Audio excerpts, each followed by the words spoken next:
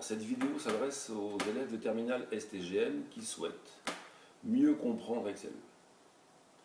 Elle part d'un constat d'examinateur d'épreuves pratiques qui est le suivant. Les élèves sont très maladroits sur Excel. Ils ne comprennent pas la fonctionnalité, ils ne comprennent pas la manière dont on manipule bien Excel, ni même son utilité parfois, en tout cas pas son esprit.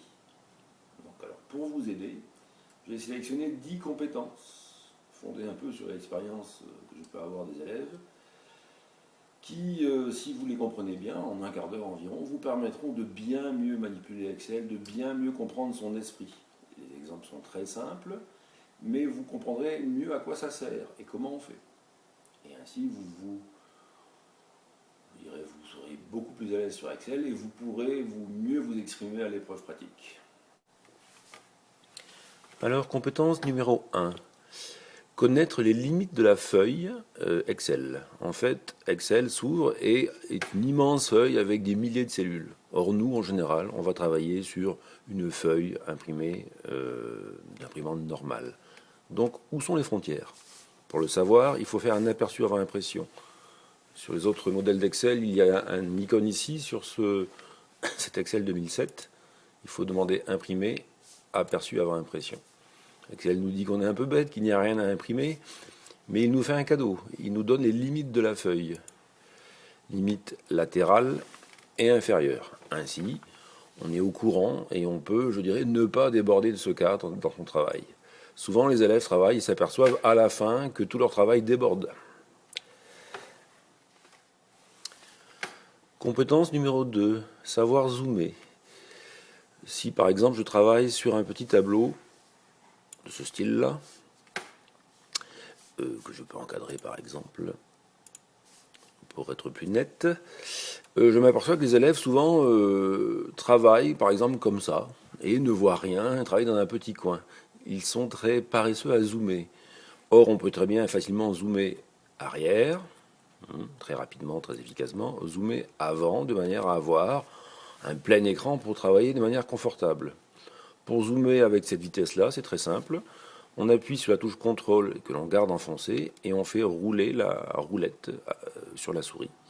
Zoom arrière, zoom avant. Pour mieux travailler confortablement et voir bien ce que vous faites, n'hésitez pas à zoomer, c'est très efficace et très facile. Compétence numéro 3, mettre un titre.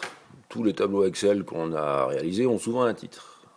Les élèves mettent ce titre de cette manière-là en général.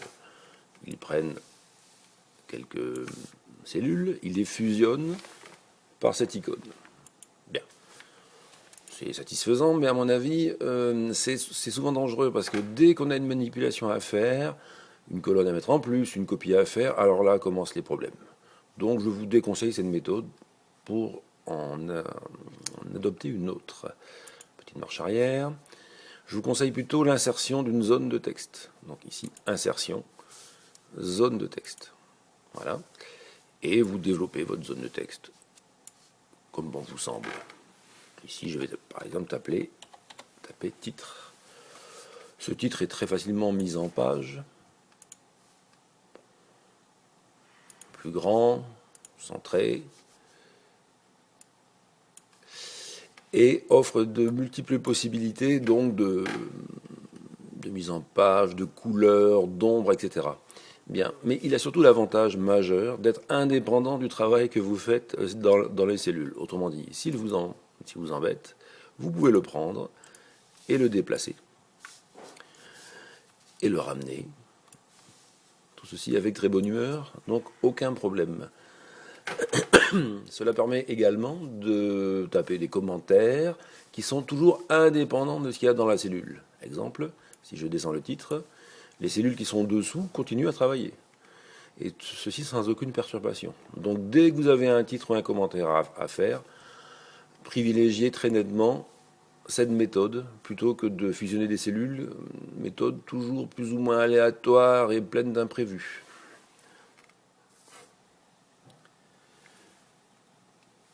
Compétence numéro 4. Quand vous aurez Excel, vous vous trouvez habituellement face à une feuille et vous pensez que c'est la seule. Attention, Excel ce n'est pas une feuille, c'est 3 feuilles. Observez ici en bas, feuille 1, feuille 2, feuille 3. Petite anecdote pour fixer les esprits. À l'épreuve pratique, des élèves sont arrivés en disant oui, nous n'avions pas dans le contexte X de renseignements sur l'entreprise. Et en fait, tout simplement, les renseignements étaient dans la feuille 1, mais aussi dans la feuille 2, dans la feuille 3. Et les élèves, ignorant qu'il y avait plusieurs feuilles dans Excel, n'ont pas trouvé simplement la donnée. Bien. Alors, soyez conscients de cet état de fait. Un fichier Excel, c'est ceci, et aussi ce qu'il y a sur la feuille 2, ici rien, ou sur la feuille 3, ici rien aussi, mais il peut avoir. Donc, ayez conscience de ça. Ayez conscience également du fait qu'on peut les organiser. Je vais ici renommer, bouton droit sur feuille 1, renommer, et appeler ça par exemple janvier. On voit bien ici la logique de la chose, on pourra appeler la feuille de février, etc., et faire le même travail les 12 mois de l'année. Car il est très facile de rajouter, il suffirait d'insérer, donc une feuille 4, etc., etc., et c'est très facile à organiser à l'aide de la souris. Donc, compétence 4, prenez conscience qu'Excel, c'est une feuille et 2 feuilles derrière. Compétence numéro 5, les suites Excel. Excel offre d'excellentes possibilités d'accélérer le travail grâce à ces suites. J'explique. Je tape ici, dans cette cellule, le mot janvier. Et je vais faire un calendrier prévisionnel pour toute l'année. Je n'ai nullement besoin de taper février. Excel sait très bien qu'après janvier, il y a le reste des mois de l'année, d'un clic. Donc Excel est super pour ça, parce que pour toutes les suites logiques, en général, il a la solution.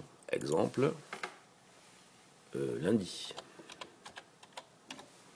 Inutile de taper mardi. M'arrêter à dimanche. Voilà une semaine. Ça marche dans tous les sens. Vers le côté, en marche arrière, etc. Ça marche aussi pour les dates.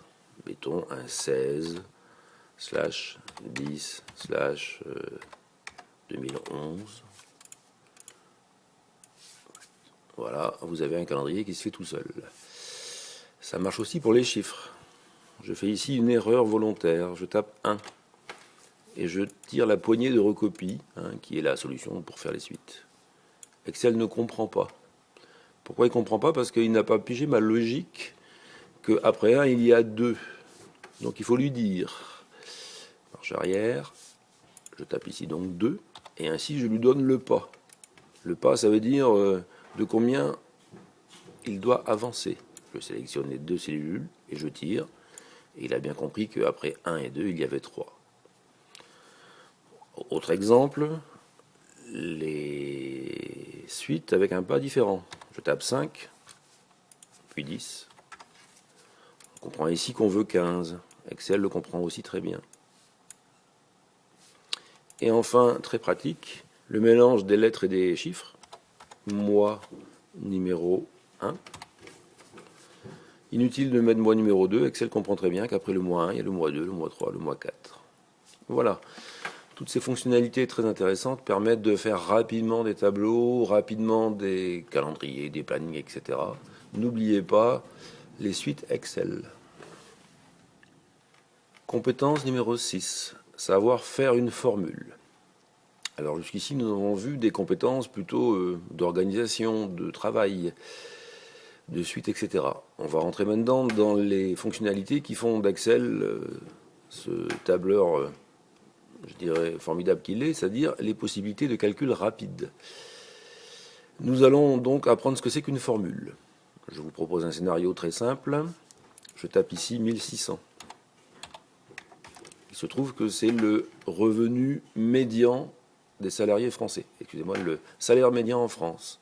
Traduction, 50% des Français gagnent plus que 1600 euros par mois. 50% des Français gagnent moins de 1600 euros par mois. C'est le chiffre actuel publié par l'INSEE. Bien, ça c'est par mois, mais on peut aussi s'interroger par an. Donc évidemment ici on tape 12. Et on va organiser le calcul 1600 multiplié par 12 dans cette cellule. Comment faire? Je pose une formule. Une formule commence toujours par égal au clavier. Pardon. égale. Alors, égale quoi? Je peux dire égale 12 par 1600, mais ce n'est pas le bon raisonnement.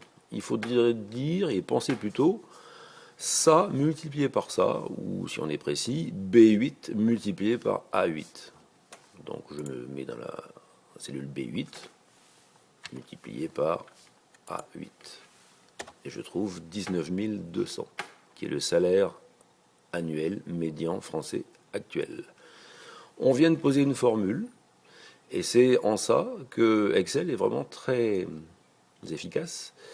Car ici, évidemment, on a fait une petite formule, mais on peut faire interagir deux cellules entre elles, mais aussi des dizaines, voire des milliers de cellules, et Excel vous fera ça très rapidement. Il reprendra tous les calculs sans aucun problème. Compétence numéro 7. Comprendre la notion de matrice. Alors ça, c'est une notion qui a bien du mal à être comprise par les élèves. Qu'est-ce que ça veut dire? Nous avons ici une matrice extrêmement simple peut-être, mais une matrice quand même. Nous avons organisé un calcul entre un salaire mensuel et 12 mois, mais il se peut que les conditions changent. Exemple, soyons favorables, un revenu médian qui augmente, un salaire médian qui augmente, 1650. Qu'est-ce qui se passe quand je valide? Eh bien, le calcul est repris par Excel sans qu'on ait à lui demander. Le calcul est organisé, on change les données, Excel refait le calcul rapidement et gentiment. Ben, c'est ça une matrice. Ça veut dire qu'on a mis en place un système et que maintenant on peut changer les éléments du système et que le système fonctionne tout seul. Ceci est une toute petite matrice, mais il peut avoir des matrices extrêmement compliquées. Autre exemple, un 13e mois. On nous offre un 13e mois, donc un 13. Évidemment, le résultat change. Alors, à titre d'anecdote, la plus grande erreur que vous pouvez faire en épreuve pratique quand on vous demande de travailler sur Excel est la suivante. Vous avez calculé sur votre calculette que 1600 multiplié par 12 fait 19 100. Et au lieu de mettre dans cette cellule une formule, vous avez tapé 19 200 de mémoire. Voilà. Ceci, c'est nier Excel. Parce que si je change donc 1600 par 1650, le résultat ne change pas. Et évidemment, Excel ne sert à rien. Alors, cette utilisation très mauvaise d'Excel, je l'ai constatée souvent en épreuve pratique. Donc, c'est vraiment démontré qu'on n'a pas compris à quoi sert Excel. Donc c'est pas bon pour vous. Compétence numéro 8. Savoir transférer un résultat. Bien. Le scénario est le suivant. J'ai calculé à la ligne 8 mon salaire médian annuel français, mais je veux le mettre plus joli ici dans cette case. Donc je veux transférer ce qu'il y a de la cellule C8 à la cellule C11. Comment faire? C'est une formule extrêmement simple, extrêmement méconnue par les élèves. Donc, je tape égal, et je veux dans cette cellule la même chose qu'en C8. Eh bien, je demande C8. Et je valide. Et ainsi, je peux avoir le résultat dans plusieurs endroits différents. 5 ou 6 si je veux, ou plus. Et avec l'avantage suivant, c'est que je peux changer ma formule. Mon résultat changera dans les deux cellules. Donc sachez transférer un résultat, c'est souvent très pratique pour des questions de présentation.